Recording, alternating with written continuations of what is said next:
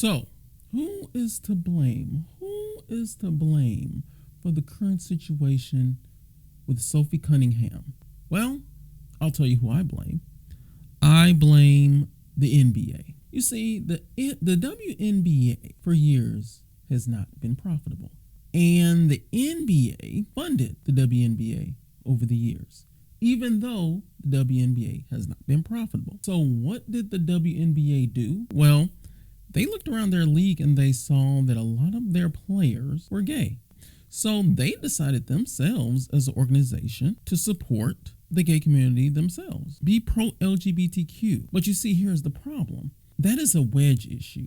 Gay rights, trans is a wedge issue. When you're an organization and you support LGBTQ, gay rights, trans rights, see, businesses, when you're a business trying to be profitable, you have to be sensitive to political issues like this. But see, the WNBA did not have to worry about profits. So therefore, they could do whatever they wanted. They could support whatever they wanted. They supported gay rights, trans rights, and so on and so forth. And that was the whole organization down, from the owners to the players to the head coaches. So in Sophie Cunningham's situation, seeing that gay rights, trans rights, you're able to be outspoken as an organization on these issues, she decided, well, you know what, since the WNBA wants to be outspoken of that issue, and I'm part of the WNBA, I can be outspoken about my issues. She said she was specifically scared of a situation where a biological man can compete in women's sports. So she decided to voice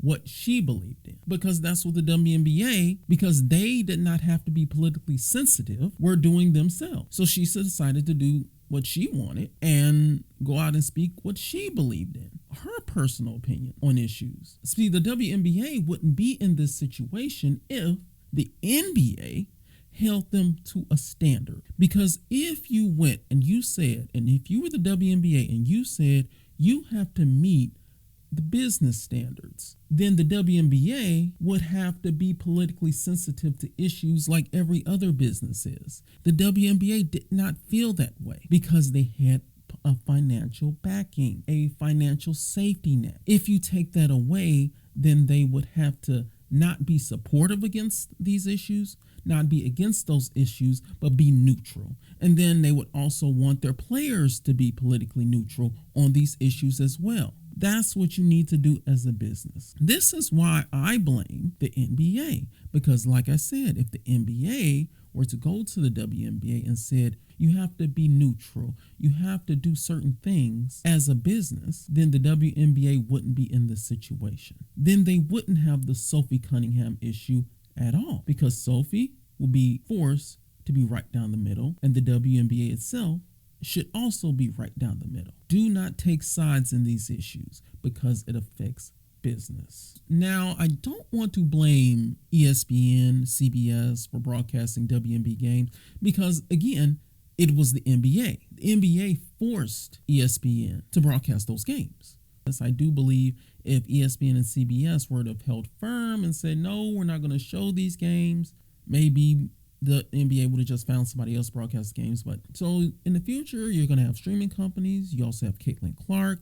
All of these things help the WNBA remain solvent. Even with those things, if the WNBA cared about their business, cared about growing their business, they would try to fix this issue. So I'm going to talk in the future, hopefully, about what the WNBA can do to fix this issue with Sophie Cunningham.